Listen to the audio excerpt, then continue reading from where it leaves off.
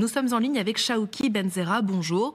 Vous êtes algérien, réfugié en France, opposant au régime et vous vous présentez comme un lanceur d'alerte puisque c'est vous qui avez signalé tous ces comptes dont on vient de parler, celui de Zazu Youssef, celui d'Imad Tintin qui avait proféré donc des discours haineux sur TikTok. D'abord, comment est-ce que vous les avez repérés et comment vous les avez signalés au ministre de l'Intérieur ?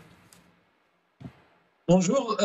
Donc effectivement, en la fin d'année 2024, plusieurs vidéos m'ont été signalées. Je tiens à rappeler que c'était des Algériens, des gens qui étaient en Algérie, qui étaient les premiers à m'avoir signalé des vidéos depuis la France, appelant à la haine, appelant à la violence, appelant même à des attentats.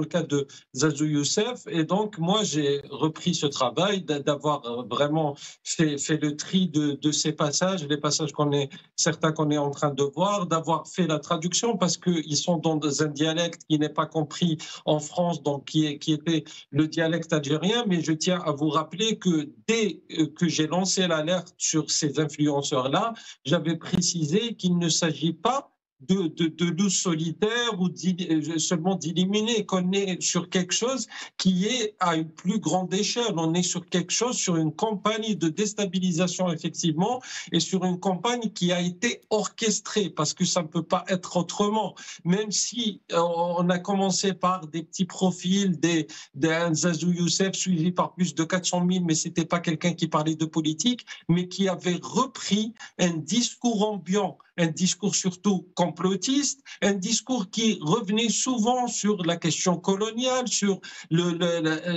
un discours qui a été diffusé par le régime algérien, pour dire, par exemple, par le président algérien en la fin d'année 2024 devant le Parlement, on vous déteste en France et que vous allez revenir un jour ou l'autre dans le pays. Le président algérien sait très bien que ces jeunes-là ne vont pas revenir en Algérie, mais c'était pour leur dire que justement la France, ex-puissance coloniale, est en train de viser l'Algérie. On était aussi sur des discours un petit peu complotistes. L'agence de presse officielle algérienne qui disait France macronito-sioniste, médias français sionistes dans leur intégralité.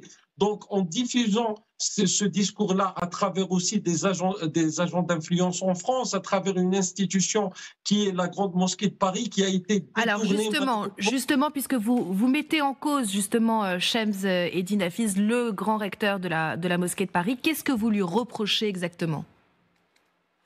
Déjà, ce qui lui est reproché, bien sûr, c'est d'avoir détourné la Grande Mosquée de Paris, qui est censée être un lieu de culte, un lieu justement où on est censé diffuser un message de paix pour l'intégralité des musulmans. Monsieur le recteur de la Grande Mosquée de Paris, malheureusement, a transformé cette Grande Mosquée en sorte de caserne de la junte militaire algérienne. C'est-à-dire, on est sur quelqu'un qui assumait depuis maintenant des années recevoir des instructions de la part du président algérien.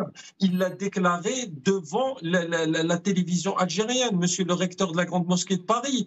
Alors lui, évidemment, se défend de ces attaques, mais est-ce que vous pensez, quels intérêts ont ces pays, la France et l'Algérie, à faire monter ces tensions ? Est-ce que justement, il ne faudrait pas aller plutôt vers une désescalade ? C'est ça la question que je vous pose ce matin.